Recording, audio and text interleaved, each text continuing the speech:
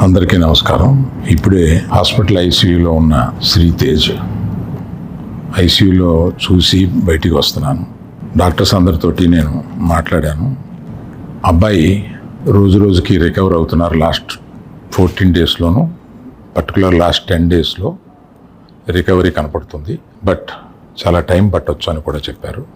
ఇలాగా ఆ అబ్బాయి కోలుకోవడానికి ఏమైనా చేయడానికి మేము సిద్ధంగా ఉన్నాము. అది కాకుండా ప్రభుత్వం కూడా వచ్చి మేము దీన్ని తీసుకుంటాము, ఈ అబ్బాయిని సంపూర్ణ ఆరోగ్యంతో చూడడానికి ప్రభుత్వం కూడా ముందు రావడం చాలా అభినందనీయం.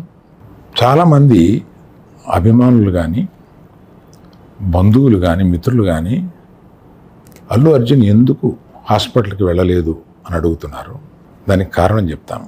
స్టాంపీడ్ జరిగిన రోజు మరుసటి రోజు మార్నింగే అల్లు అర్జున్ వద్దామని అనుకుంటే హాస్పిటల్ అధికారులు నిన్నే కదా జరిగింది, ఇవాళ ఈ హాస్పిటల్కి వచ్చి ఇక్కడ ఇంకొక ఇన్సిడెంట్ని ఎందుకు అవాయిడ్ చేయమని చెప్పి అడిగారు.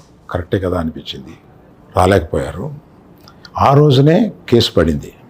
ఆ కేసులో పడిన తర్వాత మన legal team headed by Niranjan గారు strongly advised Bunny should not go to the hospital at all or meet the parents, ఇట్లా అని చెప్పి గట్టిగా చెప్పారు.